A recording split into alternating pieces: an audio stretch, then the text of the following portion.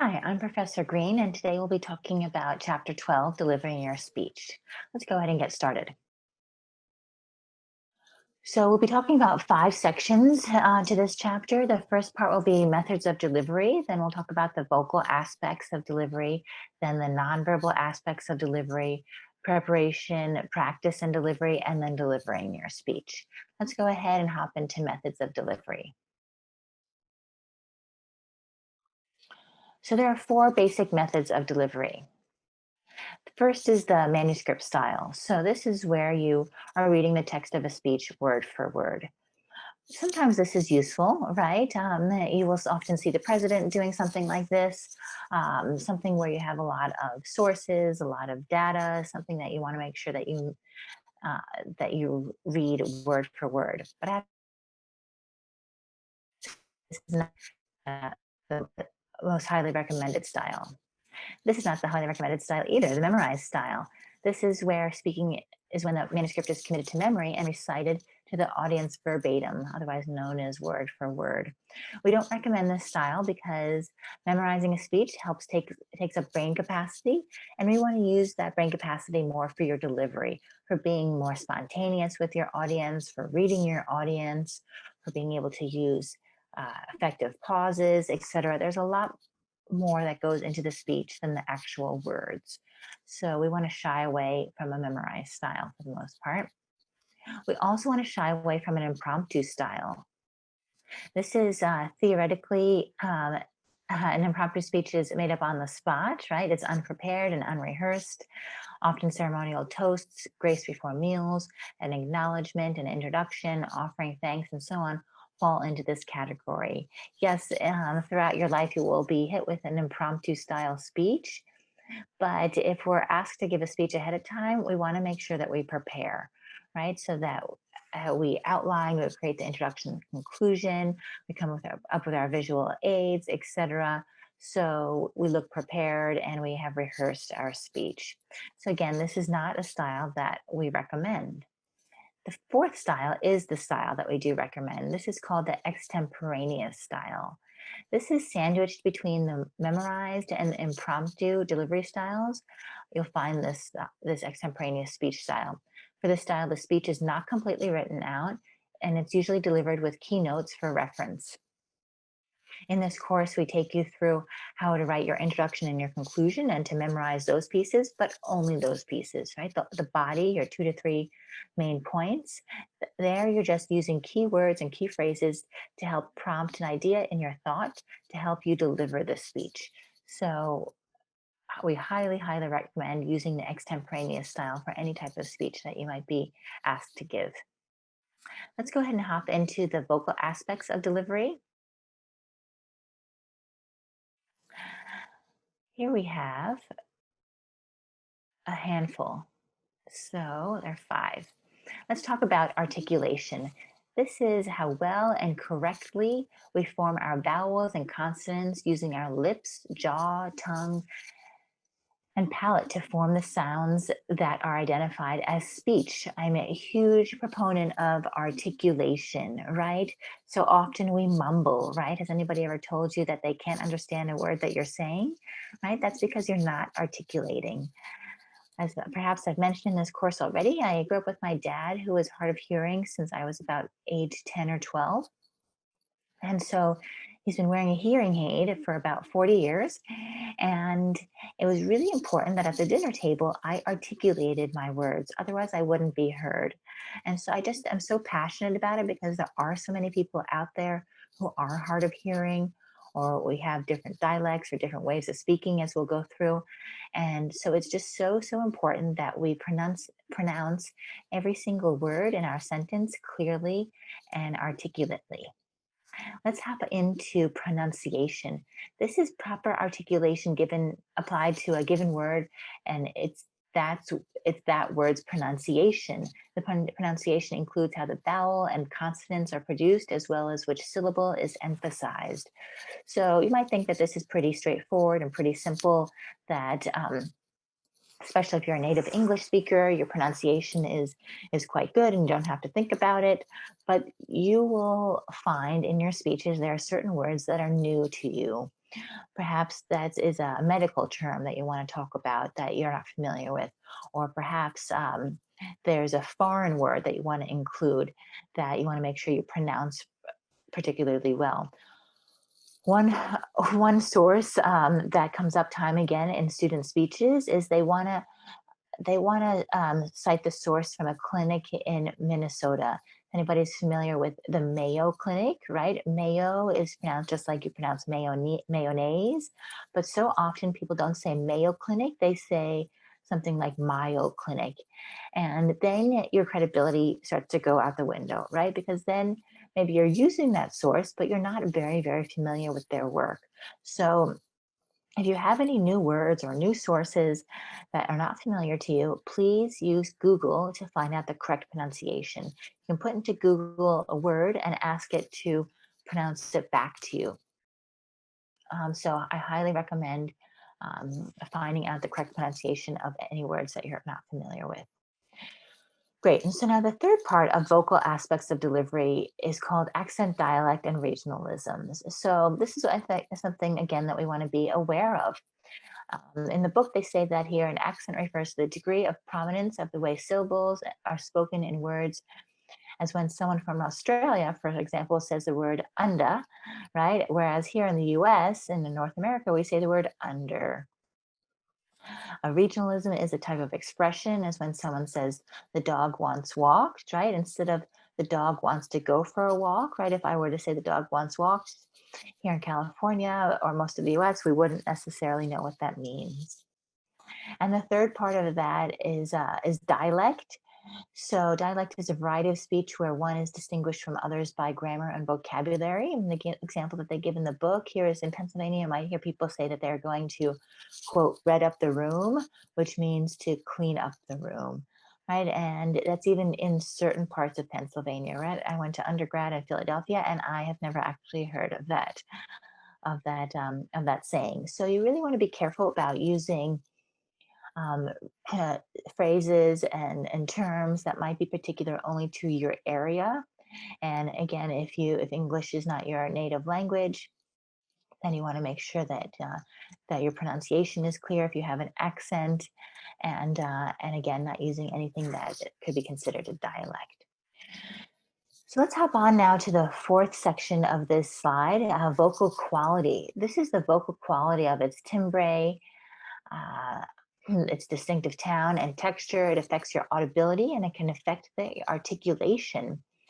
So when we talk about the quality of the voice, what I often think about is a male versus female issue, actually. That female issues have usually a higher pitch, and so they're a little bit harder to hear, while male voices are a little bit lower and a little bit easier to hear.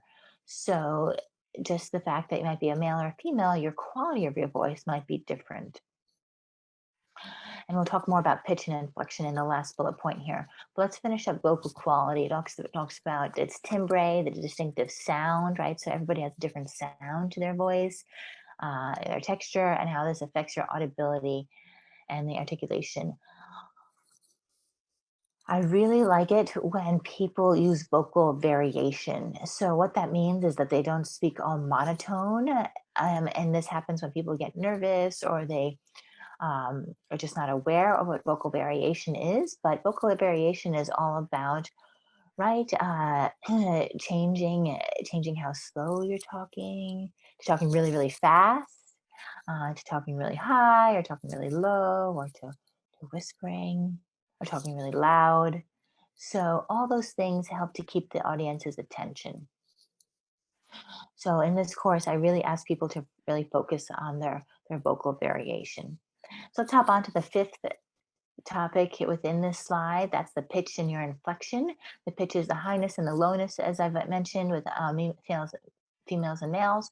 And inflections are variations, turns, and slides in pitch to achieve the meaning, right? So we want to talk about a slide, and and I want to talk about perhaps my if I'm talking about my dog, that he came running up really, really fast and then he was barking so loud. right? So I'm using all these things to keep your attention. So be creative with this, right? Your vocal aspects of your delivery are so important, especially when we're on Zoom. It's something that you can play with and be creative with, and it helps to keep the audience's attention. And when we're not in an actual room, then we can use our hands and our body and our movement. But when we're on Zoom or when we're in an working remotely, we really have to depend on more and more on the vocal aspects of our delivery. Great. Let's go ahead and talk about the nonverbal aspects of your delivery.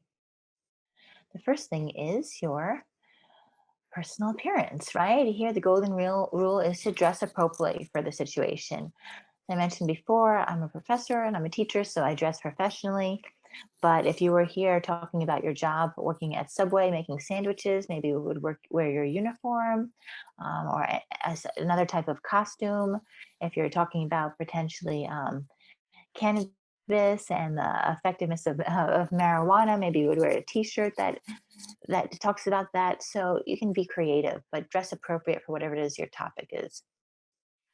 We're also going to talk about here movements and gestures. So the book here says that overall movement and specific gestures are integral to a speech. Your body stance, your gestures, and facial expressions can be generally categorized as body language. Movement should be relaxed and natural and not excessive. How you move also takes practice. So you'll notice here that I'm slightly leaned in towards my camera because I think of that as a more relaxed stance. And this topic or this course, I find that it's really nice to be a little bit more relaxed with my students. If I was talking about math or science, maybe I'd be sitting back and sitting straighter up. I might be um, using my hands a little bit more, which I do sometimes in this course. But for today's presentation, I seem to be wanting to have just a more relaxed style. So I lean a little bit forward. It's up to you. How would you like to present yourself? So the last aspect here of nonverbal delivery is eye contact. So again and again, I will talk about what this means. In the book, they describe it here as next to clearly speaking and organized text. Eye contact is another very important element of speaking. An audience must feel interested in the speaker and know that the speaker cares about them. So when we talk about eye contact here on Zoom, we want to make sure that the speaker is talking directly into the camera. So you might have notes that you'll put around your camera, or you might have slideware that you bring right up next to your camera, but you want to make sure that you speak directly into your camera. You also want to make sure that your camera is not too high or not too low, right? So if my camera was too low, you would almost miss my forehead, or if it was too high, then I'd be getting too much of the ceiling in the room here. So you want to make sure that the camera stops just at the top of the head and that the speaker is looking right into the camera.